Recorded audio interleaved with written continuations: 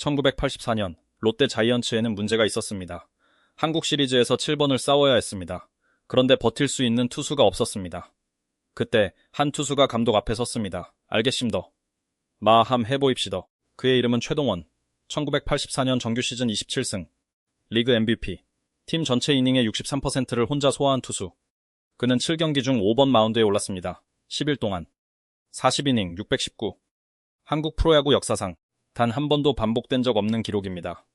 그런데 그해 겨울, 롯데가 그에게 보낸 것은 감사패가 아니었습니다. 왜 그는 모든 것을 바치고도 파란 유니폼으로 돌아오지 못했을까요? 1984년 10월 9일 사직야구장. 롯데 자이언츠와 삼성 라이온즈의 한국 시리즈 7차전. 마지막 아웃이 잡혔을 때 포수 이만수가 마운드로 달려갔습니다. 두 사람은 아무 말도 하지 않았습니다. 그냥 서 있었습니다. 관중석에서는 아무도 자리를 뜨지 않았습니다. 그 남자의 이름은 최동원. 10일 동안 5번 마운드에 올라 40이닝을 혼자 소화한 투수. 한국 프로야구 역사상 단 한 번도 반복된 적 없는 기록입니다. 그런데 이 이야기는 1984년에서 시작하지 않습니다. 1958년 부산. 최동원은 일본 프로야구 중계가 흘러나오는 집에서 자랐습니다. 아버지 최윤식은 6.25 전쟁에서 한쪽 다리를 잃은 상이용사였습니다.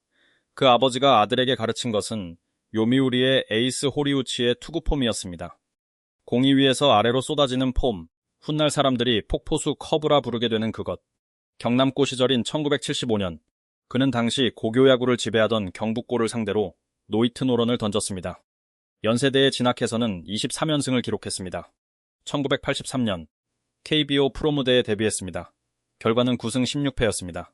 그해 겨울, 그는 하루에 400개의 공을 던졌습니다. 매일, 쉬는 날 없이. 훗날 인터뷰에서 그는 말했습니다. 후배들에게는 이렇게 하지 말라고 할 거라고. 그래도 다시 그때로 돌아간다면 굵고 짧게 살 것 같다고. 그게 자신의 인생이기 때문에. 그리고 1984년 봄, 그는 다시 마운드에 올랐습니다. 이번엔 달랐습니다. 1984년 시즌이 시작됐을 때 최동원은 이미 달라져 있었습니다. 그해 그는 27승을 거뒀습니다. 평균 자책점 2.40, 탈삼진 223개, 리그 MVP. 하지만 숫자보다 더 이상한 것이 있었습니다. 그해 롯데 자이언츠가 소화한 팀 전체 이닝은 324이닝이었습니다. 그중 최동원 혼자 206이닝을 던졌습니다. 팀 전체의 63%를 한 사람이 소화한 것입니다. 나머지 선수들이 나눠 가진 이닝이 37%였습니다. 그리고 통산 10시즌 동안 고의 사구는 단 15개, 1년에 2개도 안 됩니다. 타자가 누구든 상황이 어떻든 그는 정면으로 승부했습니다. C1. 한국 시리즈 상대는 삼성 라이온즈였습니다. 전기리그에서 삼성은 롯데를 9승 1패로 압도한 팀이었습니다. 언론도 전문가도 삼성의 우세를 점쳤습니다. 그때 강병철 감독이 최동원을 불렀습니다. 감독은 미안한 표정으로 말했습니다. 동원아, 웃자노. 여기까지 왔는데. 최동원은 잠시 말이 없었습니다. 그리고 답했습니다. 알겠심더. 해보입시더. 1차전 선발 등판, 완봉승. 3차전 선발 등판, 완투승. 5차전 선발 등판, 완투패. 6차전 구원 등판. 5이닝 소화, 승리. 7차전 선발 등판, 완투승. 7경기 중 5번 마운드에 올랐습니다. 10일 동안. 40이닝, 619, 평균 자책점 1.80, 한국 프로야구 역사상, 그리고 라이브볼 시대 이후 세계 어느 포스트 시즌에서도 이 기록을 넘어선 투수는 없습니다. 7차전 마지막 아웃이 잡혔을 때 포수 이만수가 마운드로 달려왔습니다.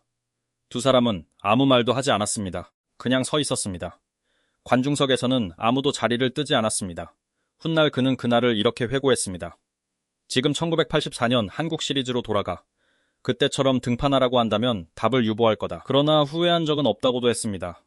다시 그날로 돌아가도 난 1차전부터 7차전까지 던질 거다. 왜냐? 그게 최동원이니까. 그런데 단 하나의 라이벌이 있었습니다.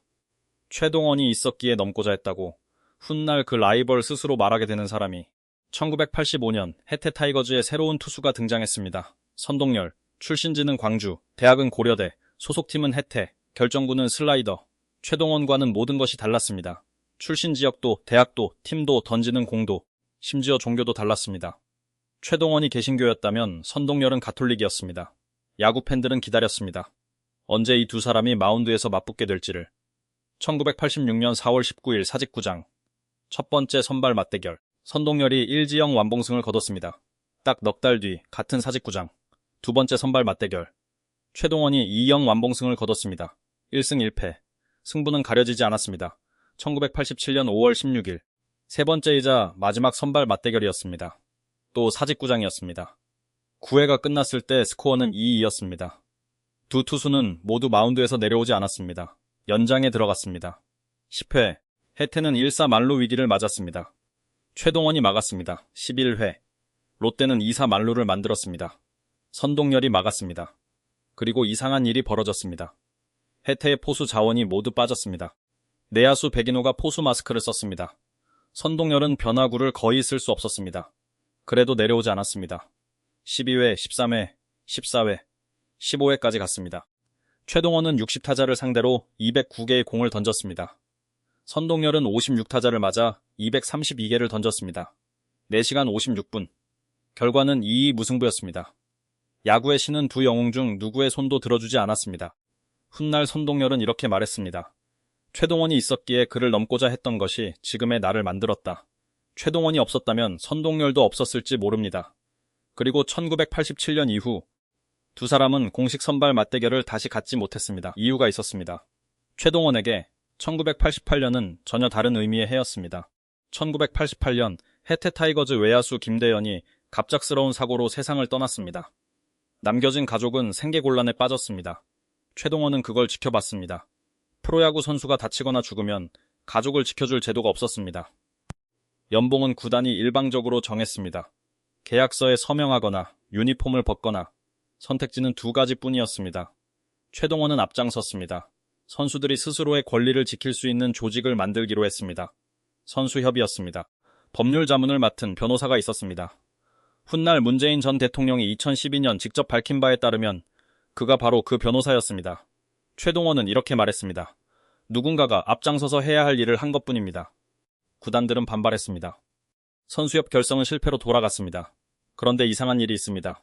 그해 겨울, 롯데 구단이 최동원에게 보낸 건 감사패가 아니었습니다. 1988년 11월 트레이드 통보였습니다. 직접 오지 않았습니다. 구단 관계자도 감독도 아니었습니다. 그 소식을 전한 건 기자였습니다. 롯데의 간판 최동원과 김용철, 삼성의 기둥 장효조와 김시진 등 당대 최고의 선수들이 통째로 맞바뀌었습니다. 양측 팬들 모두 믿기 어려운 트레이드였습니다. 많은 팬들은 선수협 사태 이후 이루어진 이 결정을 납득하지 못했습니다. 롯데 구단의 공식 해명은 따로 없었습니다. 훗날 인터뷰에서 최동원은 말했습니다. 그래요. 롯데는 처음부터 나와의 약속을 지키지 않았어요.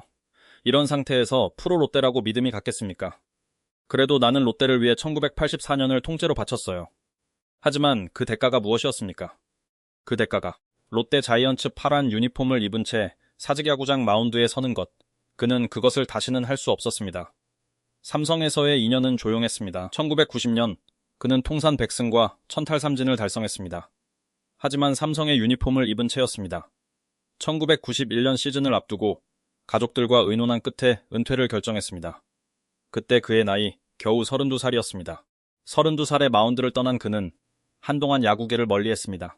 10년이 지나서야 돌아왔습니다. 한화 이글스 투수 코치로 그곳에서 신인 류현진을 처음 만났습니다. 덩치 큰 친구, 공 좋은데. 류현진이 감사 인사를 하자 최동원은 말했습니다. 별거 없어. 신인답게 겁 없이 던지면 돼. 겁 없이 던지는 것. 그것이 그가 평생 해온 일이었습니다. 2011년 7월 22일 경남고와 군산상고의 레전드 리매치가 열렸습니다. 최동원이 모습을 드러냈습니다. 많은 팬들이 가슴이 내려앉았습니다. 그는 심하게 야위어 있었습니다. 그날 그는 마운드에 서지 못했습니다. 벤치에 앉아 그라운드를 바라봤습니다. 마지막 공식 인터뷰에서 그는 말했습니다. 별은 하늘에만 떠 있는다고 별이 아니에요. 누군가에게 길을 밝혀주고 꿈이 돼줘야 그게 진짜 별이에요. 그로부터 54일 뒤인 2011년 9월 14일 최동원은 세상을 떠났습니다. 사망 16일 후 롯데 자이언츠는 그의 등번호 11번을 영구 결번으로 지정했습니다. 그가 살아있는 동안 단 한 번도 돌아오지 못했던 사직야구장에서 의식불명 상태에서도 운명하는 순간까지 그의 손에는 야구공이 쥐어져 있었습니다. 그의 501번째, 502번째 탈삼진 공이었습니다. 그가 마지막으로 쥐고 있던 건 야구공이었습니다.